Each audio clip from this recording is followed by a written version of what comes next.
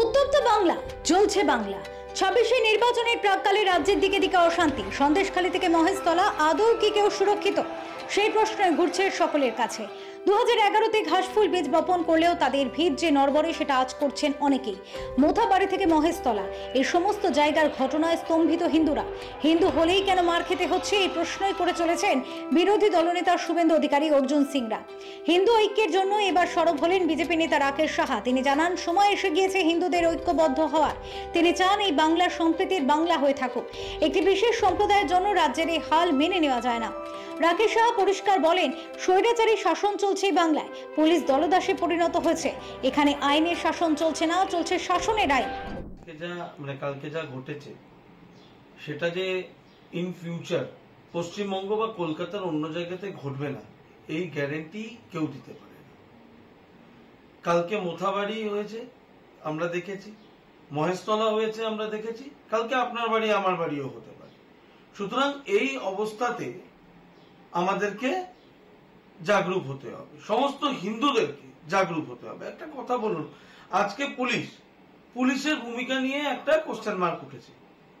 অভিষেক ব্যানার্জি বলেছিলেন কপাল তাক করে গুলি করবে। এখন কোথায় কপাল, কোথায় তিনি? পশ্চিমবঙ্গ পুলিশ পুরোপুরি ব্যর্থ।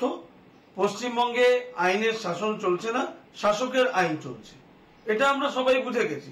পুলিশ এক ভোট ব্যাংকের জন্য 14 তলার অঙ্গুলি হেলানে এক বিশেষ সম্প্রদায়কে যেভাবে সাপোর্ট করছে, এটা লজ্জার বিষয়।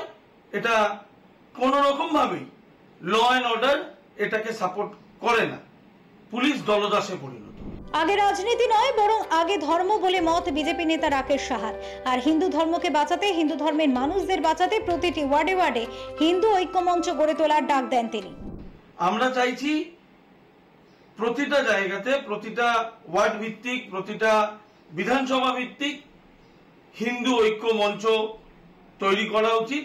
হিন্দুদেরকে একসঙ্গে থাকা উচিত এবং এই যে বিশিষ্ট সম্প্রদায়কে যে ফ্যাসিলিটেট করা বা তাদেরকে যে বিশেষ সুবিধা দেওয়া, এর এগেইনস্টে গর্জে ওঠা উচিত। বাংলায় মানুষ বুঝতে পেরেছে তৃণমূলের কালচার, দেখতে পাচ্ছে কোন দিকেই রাজ্যকে নিয়ে যাচ্ছে। 2026 নির্বাচনে এর জবাব দেবে মানুষই, এমনটাই মনে করেন রাকেশ সাহা। দেখুন, মানুষ তো সবটাই বুঝছে। আজকে যে স্বৈরাচারী শাসন পশ্চিমবঙ্গে চলছে সেটা মানুষ আর মেনে নিতে পারছে না। 2011-তে কিন্তু মানুষ এই অত্যাচারের বিরুদ্ধেই গর্জে উঠেছিল।